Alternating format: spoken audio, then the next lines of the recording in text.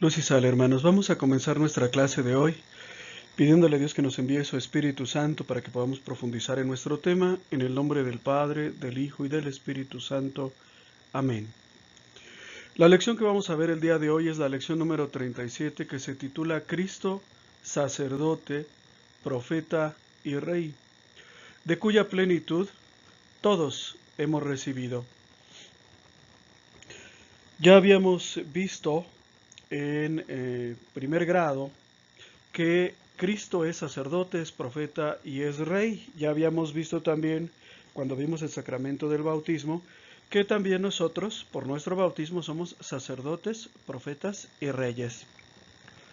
Solo vamos a insistir en algunos temas que son importantes para esta lección. Después de haber profundizado en los sacramentos, los 7 sacramentos, hay dos cosas que saltan a la vista. La primera es cuán grande es la riqueza espiritual concedida a la Iglesia, la que ella prodiga a todos sus miembros dentro de su misión concreta de salvación. O sea, Cristo nos ha dejado un gran tesoro, y ese tesoro son los sacramentos. Los sacramentos son la forma específica como la Iglesia aplica la salvación de Cristo a los hombres. Los sacramentos son esos tesoros que solamente la Iglesia Católica tiene y que nadie más tiene. Hasta me ha tocado ver que algunas congregaciones no católicas, presionadas por sus fieles, que en algún tiempo fueron católicos, bueno, pues realizan matrimonios o hacen matrimonios y casan y descasan, algún tipo de unción también, pero en general la plenitud de la salvación está en la Iglesia Católica porque allí están los 7 sacramentos. Perdón, y esto es admirable. Pero también es admirable que todo esto le venga a la Iglesia por un solo canal, por un solo venero, por un solo río. Y ese río es Cristo. Cristo, fundador de la Iglesia Católica, esto es una verdad bíblica e histórica, pues fue el que le dio ese tesoro a la Iglesia para que lo dispensara, para que lo siguiera obsequiando a la humanidad entera. Por eso decimos que de su plenitud hemos recibido todo. Y hemos recibido todos, o sea, todos como pueblo hemos recibido algo de Cristo. La palabra plenitud aquí se utiliza en el siguiente sentido. La plenitud es la capacidad de Cristo de poder compartir con nosotros, de hacernos partícipes de su gracia, su santidad y su justicia. Porque Cristo puede compartir con nosotros, porque Cristo tiene. Nadie da de lo que no tiene. Yo no les puedo compartir santidad si no tengo santidad. Yo no les puedo compartir verdad si en mí no hay verdad.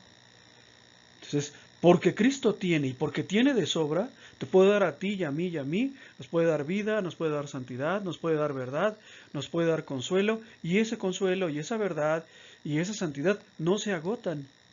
¿Sí? Él, o sea, Cristo tiene poder para hacernos partícipes, para transmitirnos todo lo que es suyo. Pero no solo eso, dice aquí, sino que Él tiene la capacidad de hacernos a nosotros parte de Él. Es decir, que nosotros compartamos su vida, que nosotros compartamos su santidad, que nosotros compartamos su palabra salvadora. Por eso quise explicar primero lo que es el concepto de plenitud. Plenitud es sinónimo de llenitud. Imagínate, por ejemplo, una botella de vino. Esa botella de vino tiene una capacidad de 1 litro. Vas a servir varias copas, pero va a llegar un punto, ¿sí?, en que esa botella que estaba llena se va a quedar vacía y ya no va a haber nada, quizás solamente algunas gotas en la parte más profunda de la botella. Bueno, pues Cristo, ¿sí?, es ese vino que no se agota porque, ¿verdad?, tiene esa capacidad de regenerarse y de crecer. Es decir, Cristo perdona, pero su misericordia no se agota. Cristo comparte su santidad, pero no se queda sin santidad. Cristo comparte su verdad, pero no deja de ser verdad lo que se queda con él. Y esto es muy importante que lo entendamos. En la Biblia, si mal no recuerdo, el profeta Elías, por ejemplo, eh, hará una visita a una viuda de Sarepta, la cual solamente tenía para comer un poco de pan y un poco de aceite, perdón, y un poco de grano para hacer un pan. El profeta Elías le dice a la mujer, mira, te voy a pedir un favor, tráeme un pan. Y ella le dice, no, es que yo voy a preparar con lo poco que me queda, ¿sí? Y después, pues mi hijo y yo moriremos de hambre porque se nos va a acabar. Y le dice, no, no se va a acabar, tráeme primero a mí y yo te garantizo que no se te va a acabar ni la harina ni se te va a acabar el aceite. Y así sucedió. Es decir, ellos comían y seguían comiendo en el transcurso de los días y mientras duró aquella sequía no se les acabó el pan. Y no se les acabó el pan, ¿verdad? Porque Dios intervino. Bueno, pues Cristo es el pan vivo bajado del cielo. Cristo tiene en plenitud todo. Todo el poder, toda la gloria, toda la verdad, toda la santidad, y por eso nos la puede compartir. Y de hecho, por amor a nosotros, nos la comparte. Juan capítulo 1, versículo 16 dice en relación a la plenitud de Cristo. De su plenitud, todos nosotros hemos participado y hemos recibido gracia sobre gracia. Ahora yo te pregunto a ti, ¿qué gracias has recibido de Cristo? La gracia del bautismo, de la confirmación, del matrimonio, la gracia de la absolución de los pecados en el sacramento de la reconciliación, la gracia de la unción de los enfermos en el sacramento de la unción de los enfermos, quienes lo hemos utilizado ese sacramento, quienes hemos pues utilizado ese don. San Pablo en la carta a las Colosenses capítulo 1 versículo 19 dice, porque Dios quiso que en él, o sea, en Cristo, residiera toda la plenitud, que Cristo poseyera en sí mismo toda la plenitud. Y en la carta a los Colosenses también, pero en el capítulo 2 dice, porque en él habita corporalmente toda la plenitud divina. Y ustedes, dice San Pablo, participan de esa plenitud que es la cabeza de todo principado y de todo potestad. Cristo es cabeza de la iglesia. Nosotros, ¿verdad? Recibimos de esa cabeza lo que necesitamos para nuestra vida física y para nuestra vida espiritual. En el caso de la vida física, bueno, pues evidentemente sería el alimento, la información, el pensamiento, pero en el caso de la vida espiritual se incluye también el poder, la majestad y la gloria. Todo eso se recibe de Cristo porque en Él es en quien se reside, o en quien reside, perdón, esta plenitud. Incluso, nos dice la lección, el Espíritu Santo también nos ha sido dado por la plenitud de Cristo. ¿Para qué? Para que seamos edificados en el amor y podamos recibir y agradecer lo que hemos recibido de la plenitud de Cristo. Frecuentemente recibimos muchos regalos de Dios y ni siquiera nos detenemos a dar gracias. A veces solamente nos damos cuenta de esos regalos hasta que los perdimos. Recibí la vida, me doy cuenta ahora que estoy enfermo, ¿verdad? O estoy enfermo, pero tengo la vida y eso no lo agradezco.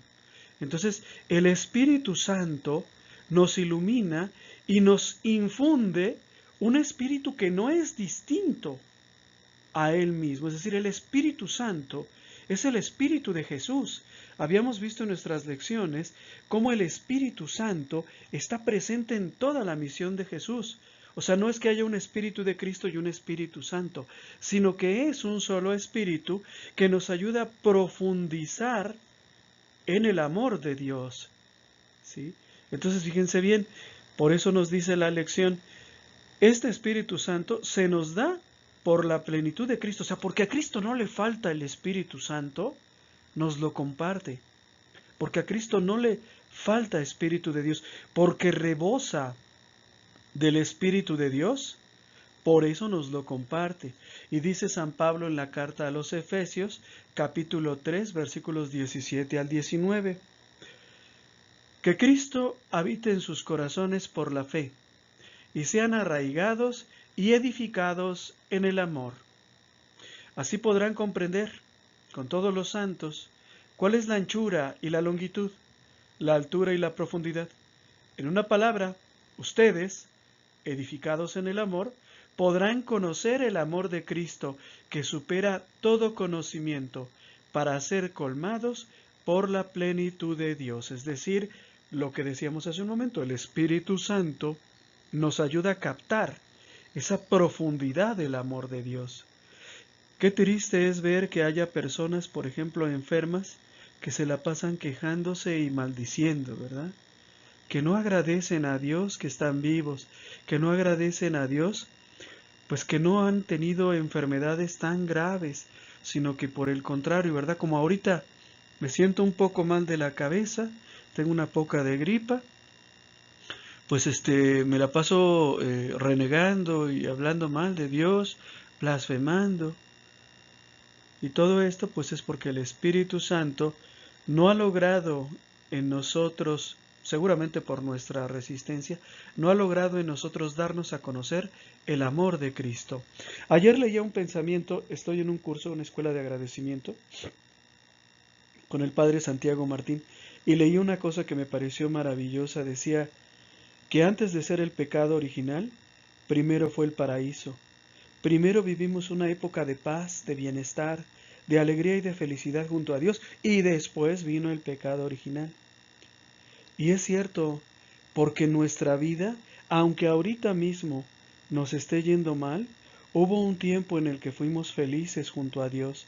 Dios nos permitió degustar ese paraíso junto a Él. Quizás fue en algún momento de nuestra infancia, quizás en algún momento que ya hemos olvidado. Pero todos nosotros ansiamos volver a ese paraíso, porque lo conocimos, porque tenemos la memoria, porque tenemos el recuerdo de que un día fuimos felices. Y yo lo recuerdo muy bien. Y ese pensamiento solo vino a mi mente el día de ayer, ¿sí? Entonces, y seguramente vino a mi mente no por mi inteligencia, sino por la acción del Espíritu Santo presente tanto en el Padre Santiago Martín que escribió el texto, como presente en ese momento que mi esposa y yo acabábamos de hacer oración y estábamos viendo nuestro tema. Relación entre la plenitud que Cristo nos comunica y la Iglesia.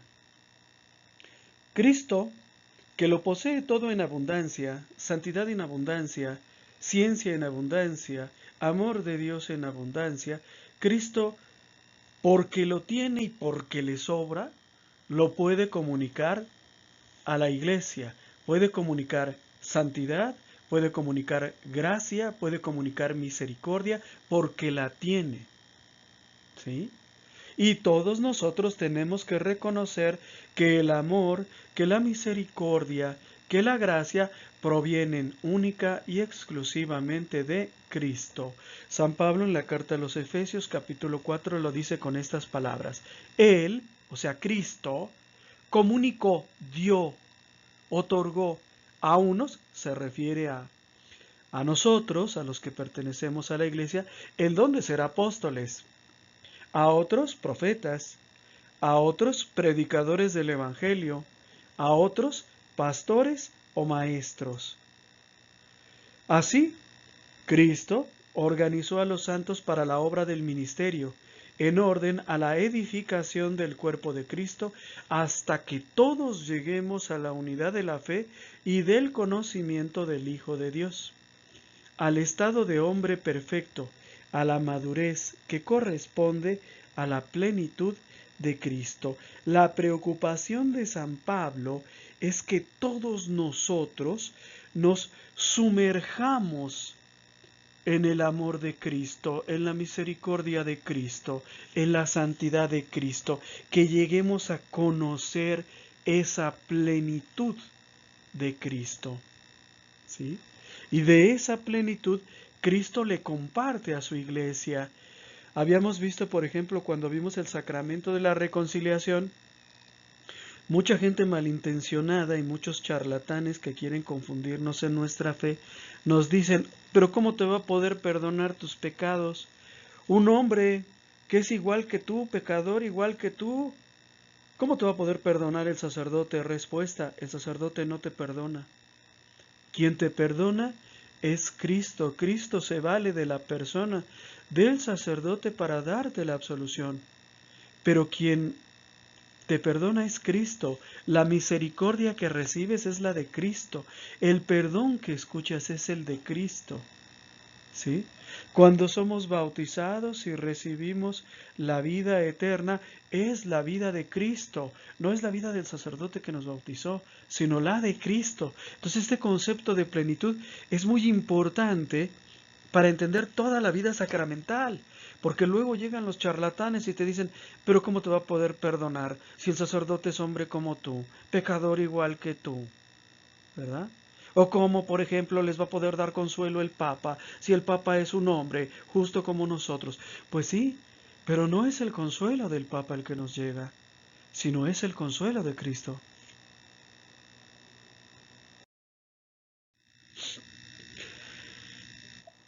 Hemos visto que Cristo tiene las tres prerrogativas o las tres funciones. La función sacerdotal, Cristo es sacerdote. Por supuesto, Cristo no pertenecía a la tribu de Leví, pertenecía a la tribu de Benjamín. Sin embargo, Cristo realiza su misión salvífica en términos sacerdotales. Como sacerdote y como víctima, se ofrece a sí mismo en la cruz por el perdón de los pecados. Esto lo habíamos visto en primer grado. Cristo es para nosotros el sumo y eterno sacerdote. Habíamos visto también que Cristo desempeña un ministerio profético, tiene una misión profética. Cristo es el eximio profeta, habíamos dicho así. Es decir, el profeta más grande que existe y después de él ya no hay más profetas. Cristo es el profeta en el que se cumplen todas las profecías y de quien hablaban todas las profecías. También Cristo tiene la prerrogativa o la función real. Cristo es verdaderamente rey, lo habíamos dicho. No un reino como los de la tierra, sino un reino eterno, un reino de paz, un reino de amor, un reino de misericordia. Y a ese reino nos inscribieron, en ese reino, ¿verdad? Nos dimos de alta cuando fuimos bautizados.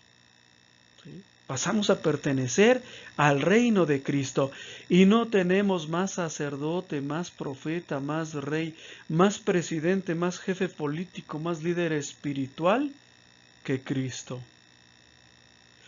Por supuesto que algunos hermanos no aceptan a Cristo como rey. Les parece que esto es pura poesía. Ah, Cristo nuestro Rey. Ay, la festividad de Cristo Rey. Pero cuando llega el momento de decidir si eres o no eres fiel a Cristo, se echan para atrás. Cuando llega la guerra y tienes que combatir del lado de Cristo, se echan para atrás. Y conozco a muchos en esa circunstancia, ¿verdad? Vamos a defender la vida. No, no puedo. ¿Por qué? Porque yo estoy a favor de los que están en contra de la vida. Vamos a defender la honestidad de este sacerdote que está siendo injustamente calumniado, ¿verdad? Acusado de tal o cual delito. No puedo. ¿Por qué? Porque yo pertenezco al grupo de los que lo calumnian, ¿no? Vamos a defender a nuestra Santa Madre Iglesia, porque sí ha habido malos sacerdotes, malos obispos, malos laicos, sí los ha habido, pero hay más sacerdotes buenos que malos. No puedo. ¿Por qué? Porque recibo dádivas de aquel que ofende a Dios. Yo no puedo decir eso. No puedo defender a mi Iglesia Católica. Pero bueno, a pesar de estos hermanos, que son muchos, Cristo sigue siendo nuestro Rey. Yo lo acepto como Rey, tú quién sabe. ¿Sabe? Seguimos. Vamos a ver ahora la misión sacerdotal, profética y real de Cristo. Vamos a recordarlo y conviene que lo hagamos para que entendamos mejor este tema de los sacramentos. Vamos a hablar primero de la misión sacerdotal de Cristo. Decíamos que Cristo no era parte de la tribu de Leví, sin embargo, designó su ministerio en términos profundamente sacerdotales en la medida en la que Él, ¿verdad? Para lograr nuestra redención, para lograr el perdón de nuestros pecados, se ofrece a sí mismo en la cruz como sacerdote y como víctima por el perdón de esos pecados. Justo lo que hacía el sacerdote. Hay que entender un concepto. No hay sacerdote sin sacrificio ni sacrificio sin sacerdote. El sacerdote está para ofrecer sacrificios. Para eso está. ¿Sí?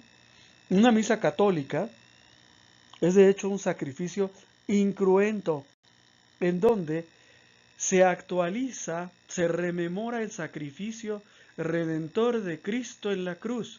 Para que haya un sacerdote tiene que haber un sacrificio, y para que haya un sacrificio tiene que haber un sacerdote. Por eso, cuando comienza el movimiento protestante, Lutero, Calvino y todos estos personitas, cuando deciden crear a sus propios representantes o sus propios sacerdotes, no los llaman sacerdotes, los llaman pastores. ¿Por qué? Porque ellos, que habían sido católicos, principalmente Lutero, que tenía hasta un doctorado en teología, ya habían abjurado, ya habían renegado de la Eucaristía, entonces era un contrasentido, ¿sí? Por eso los ministros de las sectas y los ministros protestantes suelen llamarse pastores, ministros, ancianos, apóstoles, obispos, de miles maneras, pero no sacerdotes, porque ellos no ofrecen un sacrificio, ¿sí? Y es que sin sacerdote no hay sacrificio, y sin sacrificio no hay sacerdote. Si esto que acabamos de decir es verdad, entonces, ¿qué sacrificio ofreció Cristo? Pues el suyo, en la cruz, ¿sí, hermanos? Entonces Cristo, de hecho, sí ofreció un sacrificio. ¿Cuál? El suyo. Definición de sacerdote. San Pablo en la carta a los Hebreos capítulo 5 nos dice, todo sumo sacerdote es tomado de entre los hombres y los representa en las cosas de Dios. Por eso ofrece dones y sacrificios por el pecado. Palabra de Dios, te alabamos, Señor. Entonces, primero, el sacerdote es un hombre, no es un ángel, ¿sí? No es una criatura privada de voluntad y de inteligencia. Tiene que ser un hombre, un ser humano. Segundo, representa a los hombres. Representa a los hombres frente a quién? Pues frente a Dios, ¿verdad? Frente a Dios. Eleva súplicas y oraciones a Dios por los hombres. ¿Sí? Luego, su actividad, ¿de qué se ocupa? De las cosas de Dios. Principalmente de ofrecer el sacrificio de adoración a Dios. Acuérdense que habíamos visto que a Dios se le puede adorar de muchas maneras. O sea, puedo leer mi Biblia, puedo comentarla, puedo hacer un ayuno, puedo hacer una oración. A Dios se le puede adorar de muchas maneras, pero el acto de adoración por excelencia es el sacrificio, que no puede ser ofrecido a nadie sino solo a Dios. ¿Sí? Recuerdo que alguna vez en una plática presacramental le pregunté a los papás, a los señores adultos que estaban ahí, ¿cuál es el trabajo del sacerdote? ¿Cuál es su ministerio? ¿De qué se gana la vida ese señor, pues? Y algunos me decían, predicando la palabra de Dios. No, porque eso también lo hago yo. Y no soy sacerdote ordenado. Tengo el sacerdocio bautismal, pero no soy ministro ordenado. Otros decían, pues cuidar la iglesia. No, es el sacrificio. Ofrecer sacrificios de adoración a Dios es el trabajo, es la función principal del sacerdote. ¿Sí? ¿Qué significa la palabra sacrificio? Lo vimos hace unas clases. Viene de sacrum, sacro y facere, hacer o tornar algo en cosa sagrada. ¿Cómo se torna algo en cosa sagrada? Por medio de su ofrecimiento a la divinidad. Va David con sus hombres huyendo por el desierto. Se mueren todos de hambre, se mueren todos de sed. De pronto, descansando en una cueva, David dice: ¿quién me diera poder beber un poco de agua de las cisternas de Jerusalén? Sus oficiales lo escuchan y, arriesgando sus vidas, entran a la ciudad, toman agua y huyen para llevarle el agua a David. David recibe el agua que sus ayudantes, que sus soldados, que sus oficiales le han traído, poniendo en peligro sus vidas. Y, y David se niega a beberla. Antes de ello, la ofrece a Dios y la derrama en tierra. ¿Sí? Sacrificar es tornar algo en cosa sagrada por medio del ofrecimiento a la divinidad. En el Antiguo Testamento, esto sí, ya me iba a pasar otra cosa, pero se me estaba olvidando. En el Antiguo Testamento, el sacerdote ofrecía a la víctima a Dios, la víctima era inmolada, y de la carne de la víctima, una parte, ¿verdad?, era cocida para ser consumida por todos los presentes como un sacrificio de comunión. Inclusive el sacerdote también comía una parte del animal, la grasa, por ejemplo, pues era quemada como oblación a Dios, como una forma de reparación o de aplacar la ira de Dios hacia los pecadores. Pero el sacerdote también comía, ¿sí? Se los digo porque les di el ejemplo de David, en donde David se niega a probar una gota de agua que le traen sus soldados. Pero en el Antiguo Testamento lo usual era que todos comieran, incluso el sacerdote. Habíamos dicho que el sacerdote es un hombre, y tiene que ser un hombre, porque si no fuera un hombre, pues no podría comprendernos. Como hombre es capaz de comprender a los ignorantes y a los extraviados, pues también lleva el peso de su propia debilidad. Por esta razón debe ofrecer sacrificios por sus propios pecados, al igual que por los de su pueblo. El sacerdote es un hombre, y como hombre sabe que estamos sujetos a ignorancia, a debilidad, a extravíos ocasionados por los engaños del maligno. Ahorita que está la pandemia de coronavirus, me encuentro a mucha gente preocupada por el nuevo orden mundial, pero te puedo asegurar que toda esa gente en su vida cotidiana, cuando trabaja, cuando opina, cuando vota, hace todo lo posible porque se instaure el nuevo orden mundial sin Cristo. Entonces la ignorancia está ahí presente. Y el hombre lo sabe, sabe que podemos ser engañados y creer que estamos haciendo cosas buenas cuando en realidad lo que estamos haciendo son cosas malas. Vamos, una persona, por ejemplo, que vota por la izquierda, está votando por el aborto, está votando por la impureza sexual, está votando, ¿verdad?, a favor de la legalización de las drogas, está votando por la eutanasia. ¿Y por qué lo hace? ¿Por qué es un mal cristiano? Por ignorancia o por la capacidad de Satanás de engañarnos. Y esto lo sé yo, porque yo también fui engañado en algún tiempo de mi vida. En algún tiempo yo también quise construir el paraíso en la tierra, un paraíso sin Dios, como aquel al que se refiere John Lennon en su canción de Imagina. Es un paraíso sin Dios, ¿no? El diablo nos engaña, y esto lo sabemos nosotros que somos hombres. Cristo también fue hombre como nosotros, igual a nosotros en todo, menos en el pecado.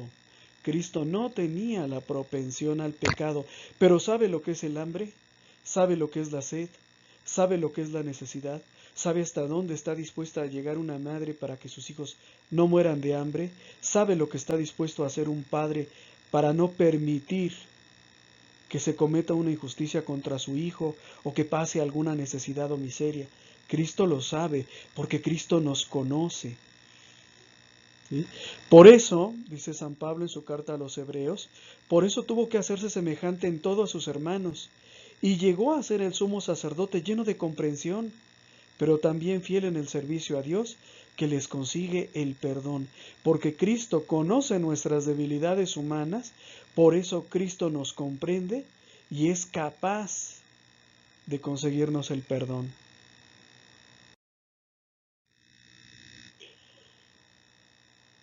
El sacerdote es representante de los hombres.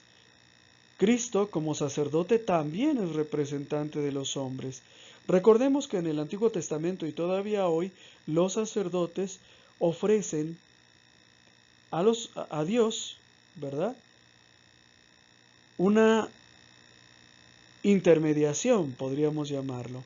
Es decir, del pueblo a Dios, el sacerdote eleva súplicas y oraciones, y de Dios al pueblo, su palabra y su salvación. Es decir, el sacerdote sube de nosotros a Dios súplicas y oraciones, y nos baja, nos trae de Dios aquí a la tierra la doctrina verdadera de Dios, la palabra de Dios, pero muy importante, la salvación de Dios. Entonces el sacerdote es ese intermediario, representante de los hombres ante Dios y de Dios ante los hombres. Y Cristo, sacerdote, también es ese intermediario. San Pablo lo llama mediador. En la primera carta a Timoteo, San Pablo dice, hay un solo Dios y un solo mediador entre Dios y los hombres, Jesucristo, hombre él también. Hay un solo mediador entre Dios y los hombres. Si estuviera aquí un protestante me diría, ahí está. ¿Cómo pueden los sacerdotes ofrecer oraciones a Dios? ¿Cómo pueden elevar súplicas a Dios si solo hay un mediador que es Cristo? Bueno, pues porque Cristo participó a sus apóstoles de esa facultad de mediación que le pertenece a Él. ¿Sí me entienden? No es que el sacerdote diga, bueno, ahora yo quiero ser mediador. No, porque es sacerdote, porque ha sido ungido, ¿verdad? Porque ha recibido un sacramento especial, por eso puede oficiar como mediador, no porque se lo merezca a él o porque se lo haya ganado, lo haya conquistado, sino porque comparte la misión sacerdotal de Cristo, ¿sí? Porque comparte la misión sacerdotal de Cristo, ¿sí? Miren, es un poco como cuando vamos a pedir un trabajo, o sea, ciertamente yo no conozco a lo mejor al dueño de la empresa, pero tú sí lo conoces y podrías hablar con él acerca de mí que necesito un empleo. En ese momento tú eres un mediador. O sea, esa relación que tú tienes con él, ¿sí?, te permite ser ese mediador. Y la mediación que el sacerdote tiene con Cristo le permite participar de la única mediación entre Dios y los hombres que es Cristo. ¿Sí se entiende? Entonces, aguas.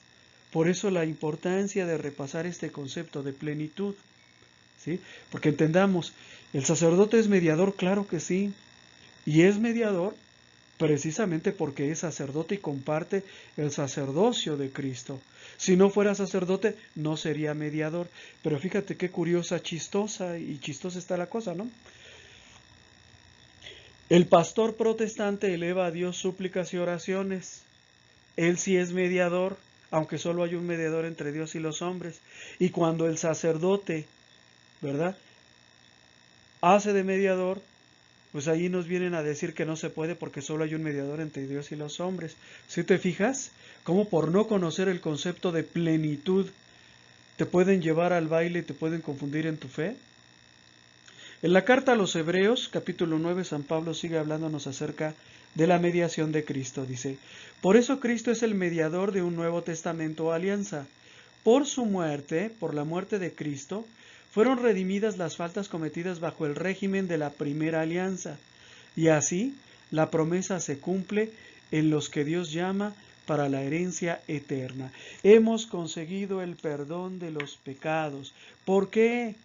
Por el sacrificio redentor de Cristo. Y entonces, ¿cómo el sacerdote da la absolución cuando yo me confieso? Da la absolución porque lo que te da es el perdón de Cristo.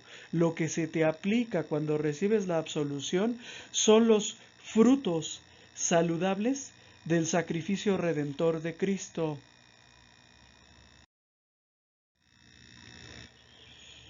Habíamos dicho también que el sacerdote es un hombre consagrado y dedicado a las cosas de Dios, consagrado a las cosas de Dios, principalmente a ofrecer sacrificios.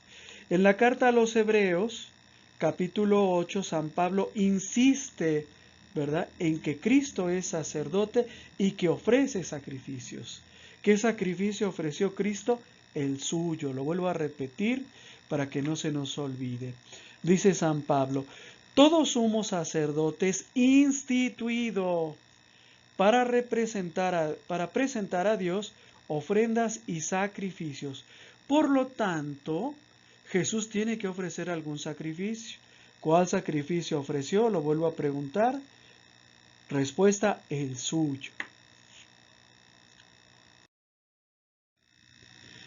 Ahora bien, habíamos dicho que el sacerdote es instituido. La destinación presupone la elección. La iniciativa del sacerdocio no parte del hombre, parte de Dios, que es quien lo elige, quien nombró sacerdote a Cristo, quien le otorgó prerrogativas o funciones sacerdotales a Cristo. Dios se las otorgó. No fue que Jesús invadiera funciones que no eran propias de él.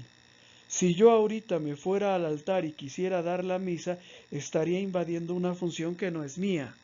Cristo se ofrece a sí mismo en la cruz como sacerdote y como víctima, y al oficiar de sacerdote no invade funciones, porque es un sacerdote legítimamente instituido. ¿Instituido por quién? Por Dios. San Pablo en la carta a los Hebreos, capítulo 5, nos dice, y tampoco Cristo se atribuyó la dignidad de sumo sacerdote, sino que se la otorgó aquel que dice, tú eres mi hijo, yo te he engendrado hoy. Y en otro lugar se dijo, tú eres sacerdote para siempre, a semejanza de Melquisedec.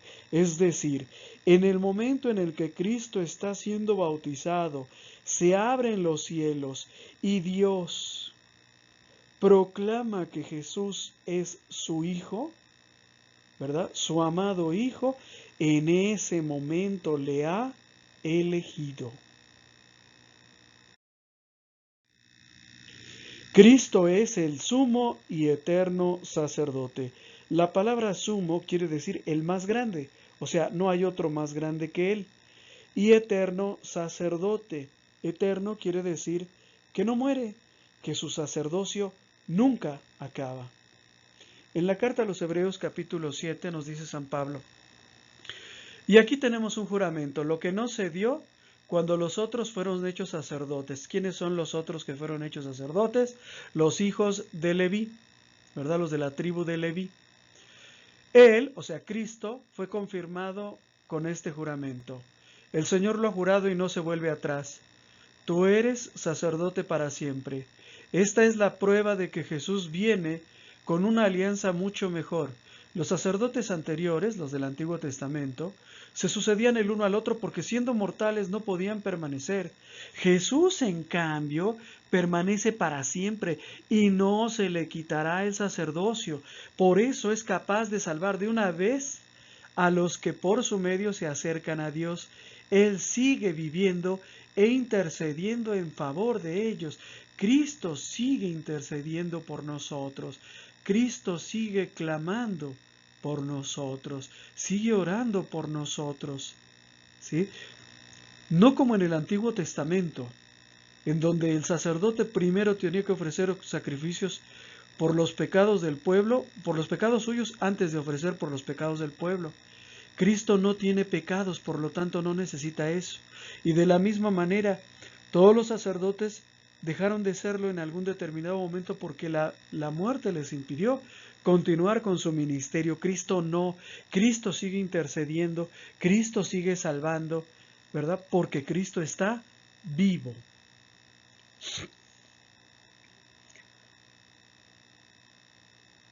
En la carta a los Hebreos capítulo 4, San Pablo nos dice, nuestro sumo sacerdote, o sea Cristo, no se queda indiferente ante nuestras debilidades, pues ha sido probado en todo igual a nosotros, a excepción del pecado. Por lo tanto, dice San Pablo, acerquémonos con plena confianza a la sede de la gracia, o sea Cristo, a fin de obtener misericordia y hallar la gracia del auxilio oportuno. Porque Cristo sabe lo que es ser un humano, lo que es ser un hombre, por eso podemos tener confianza en Él y acercarnos a Él y pedir su perdón. No sé por qué habemos tantos católicos que nos negamos a acudir al sacramento de la reconciliación como si Jesús nos la quisiera negar o pensáramos que en algún determinado momento la va a negar. ¿Sí? Acerquémonos con confianza. Digo, si estás en pecado mortal, pues no. Lógico, primero tienes que quitar esa barrera. Pero si no estás en pecado mortal, ¿a qué se debe que no comulgues? ¿A qué se debe que no te acerques a la misericordia de Jesús? Acércate a la reconciliación. Ahora vamos a hablar de la misión real de Cristo. Cristo es Rey. En relación a este Rey prometido por Dios como un Salvador, acuérdense que en el Antiguo Testamento, ¿verdad?, todas las profecías relacionadas con la venida de un Salvador lo describían como pastor, lo describían como príncipe de paz y lo describían también como rey. Cristo es rey. En el libro de Zacarías, capítulo 9, versículos del 9 al 10, se habla acerca de este rey que Dios nos promete enviarnos como Salvador. Y dice el profeta Zacarías: Alégrate mucho, hija de Sión, grita de júbilo, hija de Jerusalén. Mira que tu rey viene hacia ti. Él es justo y victorioso. Él es humilde y está montado sobre un asno, sobre la cría de un asna. Él suprimirá los carros de Efraín y los caballos de Jerusalén. El arco de guerra será suprimido y proclamará la paz a las naciones. Su dominio se extenderá de un mar hasta el otro, y desde el río hasta los confines de la tierra. Esta profecía de Zacarías se cumple cabalmente en Mateo 21:5. Digan a la hija de Sión: mira que viene tu rey, mira que tu rey viene a ti con toda sencillez, montado en una burra, un animal de carga. La promesa de enviarnos un rey la cumple Dios en Cristo. Por eso Cristo es nuestro rey. Por eso y por otras razones que habíamos visto en nuestra clase de primer grado. ¿Cómo es rey Cristo? En primer lugar, su reino no es impuesto, es ansiado y querido por los fieles que lo reciben con gran alegría. ¿Fuimos nosotros los que quisimos pertenecerle a Cristo, o fue Cristo el que quiso que nosotros le perteneciéramos? En primer lugar, fue Cristo quien nos llamó, Cristo quien nos eligió, pero eso no nos ha privado de la alegría de ser incorporados a Cristo y a su iglesia. Yo no sé ustedes, pero yo estoy muy contento de pertenecer a la iglesia que Cristo fundó. Y cada vez que la atacan, yo, ¿verdad?, por supuesto, me da pena y me da lástima la calidad moral de muchas personas que hablan mal de la iglesia, pero al mismo tiempo digo, en esto sé que estoy en la verdadera iglesia de Cristo, porque si nos dejasen de atacar, si dejasen de hablar mal de nosotros o del Papa, sabría que no estoy en el lugar equivocado. Es decir, hay alegría y nosotros tenemos que vivir esa alegría, ¿sí?, de pertenecer a la iglesia que Cristo fundó. Cristo es un rey de justicia, un rey que en su victoria es magnánimo y misericordioso. Cristo nos ha vencido. Cristo ha vencido nuestra soberbia, nuestros pecados, nos ha doblegado. Y después de vencernos, no nos humilla, no nos pisotea, como lo haría un rey de este mundo, ¿verdad? ¿Sí sabían que en las guerras el ejército triunfador tiene derecho a robar, matar, violar y destruir todo a su paso? Sí, pasa en todas las guerras. Pasó en la Segunda Guerra Mundial. ¿Sí? Los comunistas soviéticos vencen a la Alemania nazi y violan a una buena proporción de mujeres alemanas. Matan a una muy buena proporción de ciudadanos alemanes. Destruyen Alemania, arrasan Alemania.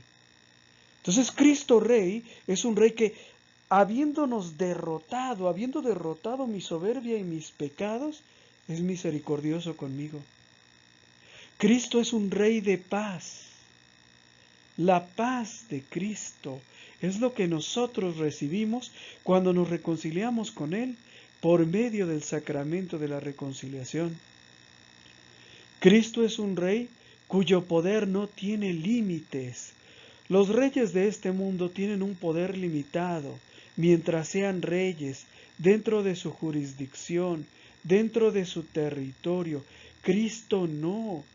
Cristo está realmente vivo y puede ejercer su misericordia y su bondad sobre ti y sobre mí hasta el día de hoy. ¿Sí? No hay razón para decir, como dicen algunos, ¿verdad? Me ha tocado protestantes que dicen, sí, pero la Virgen María no puede intervenir por ustedes, ella no puede interceder, ella ya está muerta, ella ya no existe. Perdón, hermano, pero hay vida eterna. ¿Sí? Y si hay vida eterna, María Santísima puede interceder por nosotros frente a Dios. A menos que me digas que la Madre de Cristo está en el infierno, y eso ya sería una blasfemia terrible, que no me extraña en un protestante. Entonces Cristo tiene poder aún hoy, un rey sencillo y humilde, ¿sí? No un rey que viene a que lo sirvan, sino un rey que viene a servir. Un rey que sufre y que da la vida por su pueblo. ¿Dónde has visto un rey que sufra y dé la vida por su pueblo?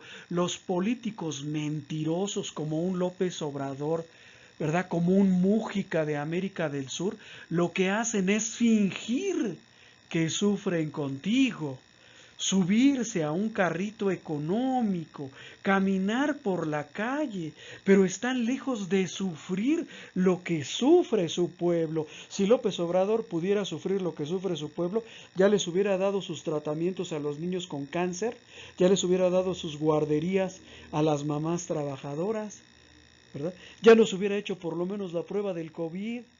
Sí, pero es que anda por la calle, en metro, caminando entre el pueblo, él ama al pueblo y el pueblo lo ama. El pueblo lo ama y él ama al pueblo, no lo dudo, pero no sufre ni da la vida por su pueblo. Eso te lo garantizo. ¿Cómo es Rey Cristo? Un rey cuyo reinado será eterno. Su reino, su poder, su gloria, su gracia y su magnificencia no terminará jamás. Ahora vamos a hablar acerca de la misión profética de Cristo. Habíamos dicho que en el Antiguo Testamento la misión del profeta es transmitir un mensaje de Dios. ¿Qué mensaje? Podría ser el anuncio de un acontecimiento feliz, un acontecimiento triste, un regaño, ¿verdad? Alguna instrucción. Cristo es el eximio profeta. ¿Por qué? Porque en él se cumplen todas las profecías y en él Dios le habla al hombre directamente y sin intermediarios. Los profetas eran terceras personas, ¿verdad? Pero Cristo es el Hijo de Dios y por lo tanto es una voz más autorizada, ¿verdad? Para transmitirnos la revelación. En la carta a los Hebreos, capítulo 1, versículos del 1 al 2.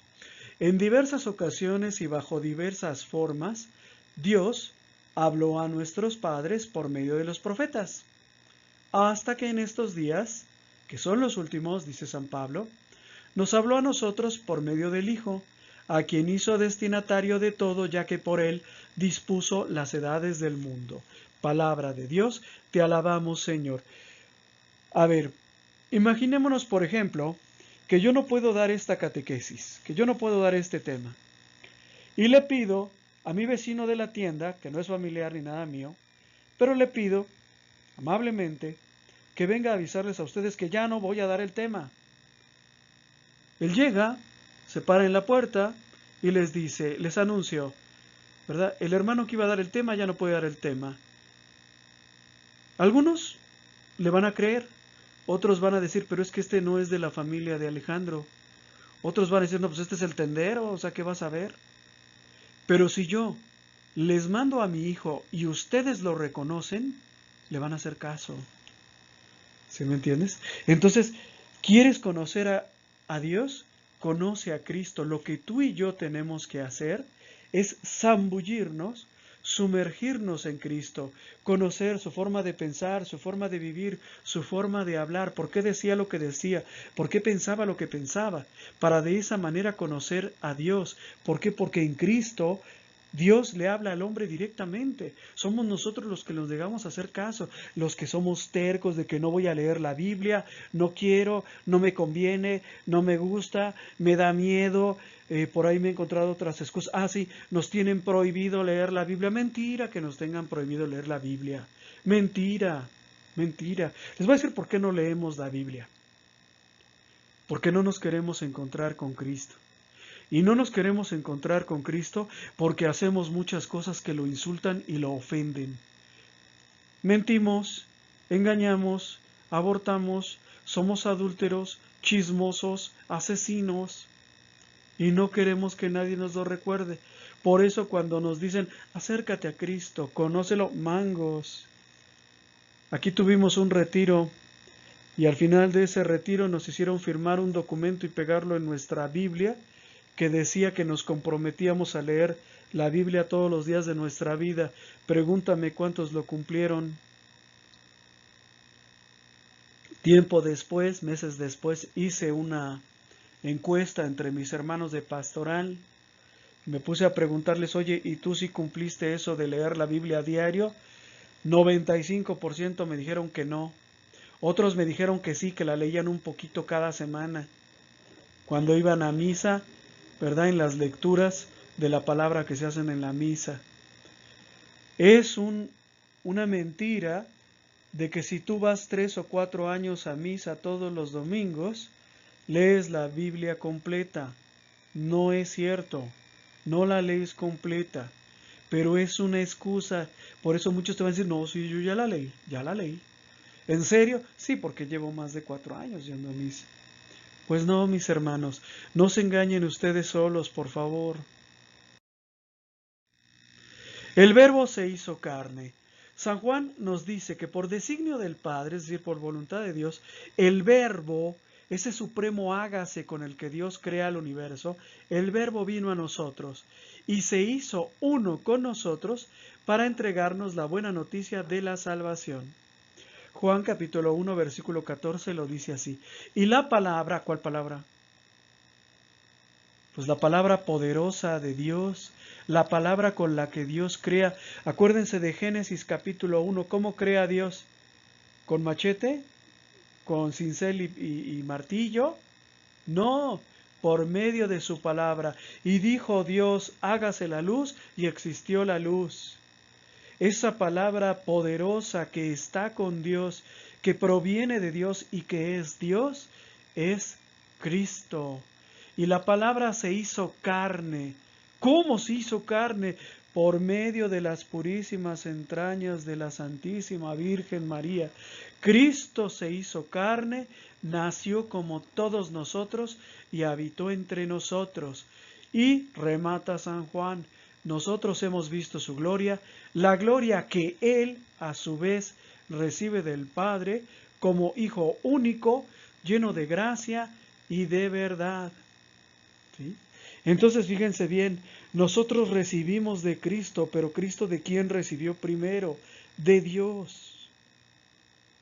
¿Sí? Y si Dios le dio a su Hijo amado, ¿le habrá dado poquito? ¿Apenas lo necesario? ¿Lo suficiente? No, ¿verdad? Le dio en plenitud, plenitud de gracia, plenitud de verdad, plenitud de santidad, plenitud de misericordia. No le dio un poco, ¿sí?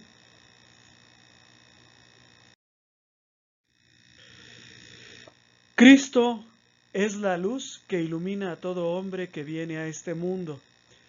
Antes de explicar esto, primero quiero preguntarles, no sé si les ha pasado estar en algún lugar donde no hay luz, digamos una cueva, ¿verdad? O una localidad muy oscura donde no hay luz eléctrica en la calle. ¿Cómo andamos, por ejemplo, cuando nos metemos a una mina o a una cueva? Pues andamos como que a tientas, ¿verdad? Me tocó una vez meterme a una mina, casi arrastrándome, ¿no? Sentado sobre la tierra, y alguien me dijo, no, porque si hay un alacrán, te va a hacer daño. Entonces, cuando no hay luz, caminamos inseguros, no sabemos si vamos en la dirección correcta. ¿Por qué no decirlo? Tenemos miedo, ¿sí? Tenemos miedo. ¿Por qué? Porque no sabemos qué nos vamos a encontrar, ¿sí? No sabemos si algún insecto, algún animal nos vaya a hacer daño. Entonces, Cristo es la luz que ilumina al mundo. Cristo vino para iluminarnos, para sacarnos de las tinieblas. ¿De cuáles tinieblas? De las tinieblas del pecado, de las tinieblas de la ignorancia. Antes de Cristo, ¿sí? Las personas no tenían misericordia para con el pecador. A las mujeres sorprendidas en adulterio, y a los hombres también, ¿eh? Sorprendidos en adulterio los mataban. Incluso los que habían cometido el mismo pecado los mataban. ¿Sí? Entonces Cristo nos saca de las tinieblas del pecado y de las tinieblas de la ignorancia y nos lleva a la claridad de la salvación. Cuando decimos que Cristo es la luz que ilumina a todo hombre que viene a este mundo, no estamos hablando de manera poética, ¿no? En poesía yo le puedo decir a mi mujer, tus ojos son como estrellas de la noche más oscura. Si tus ojos fueran estrellas ya te estarías quemando, mi reina. Es decir, cuando hablamos de manera poética decimos cosas que no esperamos que sean verdad. Pues claro, o sea, mi esposa en sus ojos lo que tiene, pues ese es el globo ocular que tienen todos, ¿no? Entonces, aquí no, cuando decimos que Cristo es la luz que ilumina a todo hombre que viene a este mundo, estamos hablando porque así es. O sea, porque Cristo nos ayuda a no tropezar, a no desviarnos del camino, ¿sí? Nos saca de las tinieblas del pecado y de la ignorancia. San Juan en su primera carta, capítulo 1, nos dice, este es el mensaje que hemos recibido de Él, o sea, de Cristo, y que les anunciamos a ustedes, que Dios es luz y que en Él no hay tinieblas.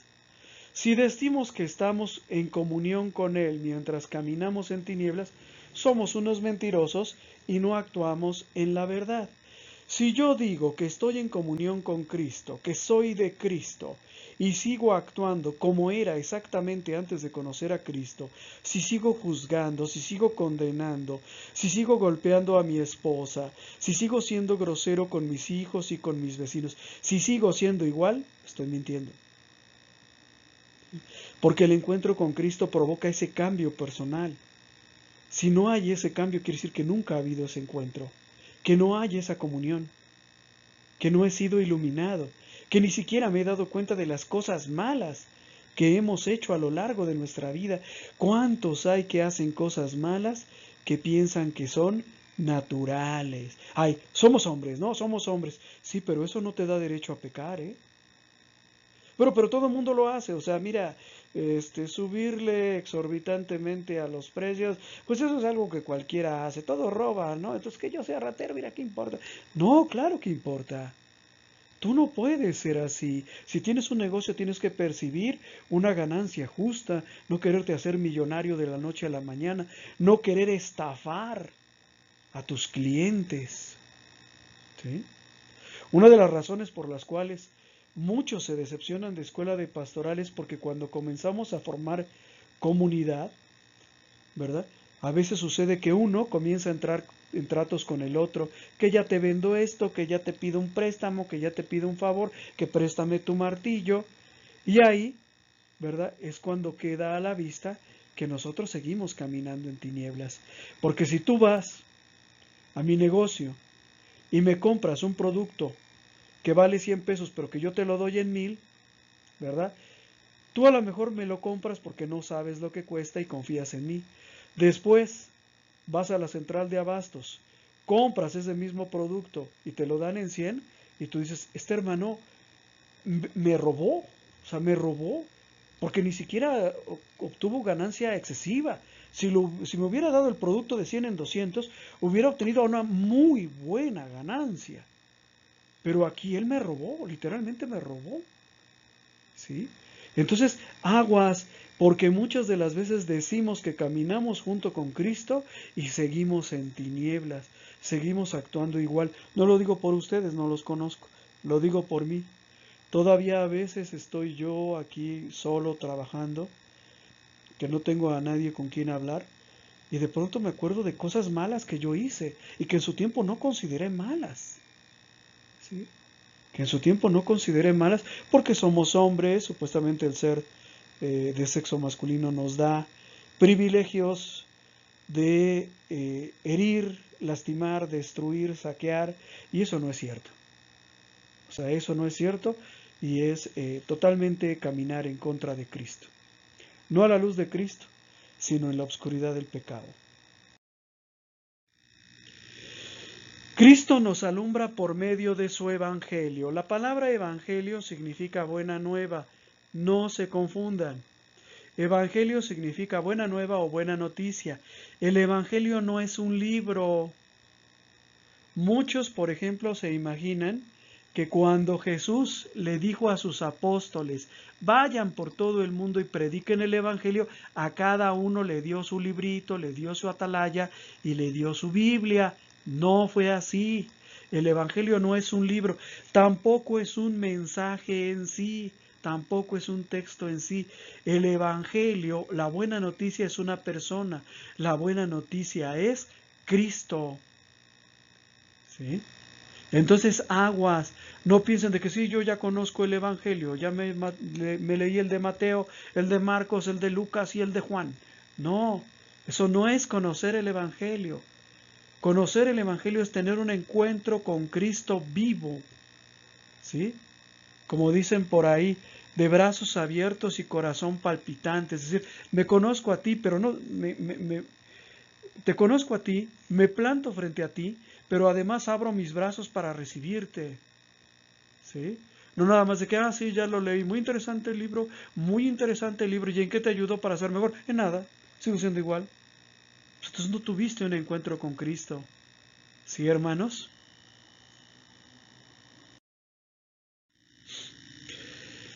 Vamos solamente a redondar unas ideas. Decimos que Cristo nos reparte, Cristo nos da porque Él tiene la plenitud la plenitud. Es decir, Él ha recibido del Padre todo. Cristo tiene la plenitud de gracia. Cristo es el autor de la gracia. Cristo es el río, ¿verdad? De donde bebemos la gracia, la fuente de la gracia. Cristo tiene también la potestad de gobierno. Cristo es cabeza de la iglesia. Cristo ejerce de cabeza por medio del Papa. Mateo 16, 18. Tú eres Pedro y sobre esta piedra edificaré mi iglesia. Pero ¿es la iglesia de Pedro? No, es la iglesia de Cristo. Y Cristo tiene también la plenitud de la enseñanza. Por supuesto, recibimos la enseñanza aquí en Escuela de Pastoral, la recibimos de nuestro sacerdote en la homilía, la recibimos por medio de los catequistas. Pero nosotros no somos dueños de esa enseñanza. Nosotros, ¿verdad? Somos transmisores. Somos el vehículo, el medio por el que llega esa enseñanza a la gente. Yo no soy dueño del discurso, yo no soy dueño de la palabra, ¿sí? No se la puedo cambiar. Yo sé muy bien que cuando yo les digo la verdad a ustedes, muchos se enojan, algunos hasta me mandan mensajes para mentármela. A propósito, muchas gracias porque ya tenía tiempo que no me acordaba de mi madrecita, ¿verdad? Cuando yo les digo la verdad, muchos de ustedes reaccionan con enojo, con ira, ¿verdad? Y quisieran que no se les hablara así, pero se los tengo que decir porque eso fue lo que nos enseñó Jesús, ¿sí? Cada vez que tenemos una relación fuera del matrimonio estamos siendo adúlteros. Ay, pero qué feo se oye. Cada vez, ¿verdad? que vamos a una clínica para que a nuestra esposa, a nuestra hija, a nuestra novia o lo que sea, le apliquen una ILE, lo que estamos haciendo es matar a nuestros hijos. ¿Sí? Y cada vez, ¿verdad?, que aprobamos una acción malvada, nos estamos haciendo copartícipes. ¿Sí? Si hay una injusticia que se comete y nosotros no solamente guardamos silencio, sino aplaudimos, estamos siendo copartícipes. Y se los digo esto por el tema de la enseñanza. Hay muchas personas que quisieran que no se les hablara del infierno, ¿verdad? Pero ¿cómo va Dios a mandarnos al infierno si Él es todo gracia y toda misericordia? Si es misericordia, pero también es justicia, ¿eh? Ahora, de que hay infierno, eso lo dice la palabra de Dios, no lo digo yo, no es que me guste que haya infierno. Y o que me guste, por ejemplo, ir al infierno, pues no, imagínense, no quiero. Pero eso es lo que dice, ¿sí? Que los homosexuales no entrarán al reino de Dios. Yo sé, o sea, que a mí me gustaría que todo el mundo entrara y por supuesto quiero entrar yo, pero lo dice la palabra de Dios, ¿sí? Que los chismosos no entrarán al reino de Dios. Bueno, pues también yo soy chismoso, entonces ahí pues tengo que cambiar, tengo que modificar mi comportamiento. Pero ¿por qué la iglesia no lo cambia? ¿Por qué la iglesia no cambia esa enseñanza? Porque la iglesia no puede. No somos dueños del mensaje. ¿Quién es el dueño del mensaje? ¿En quién reside la plenitud de la enseñanza? En Cristo. Entonces no te enojes conmigo, hermano, cuando yo te diga la verdad. ¿Sí? No te enojes. O sea, lo dice Cristo. ¿Ok?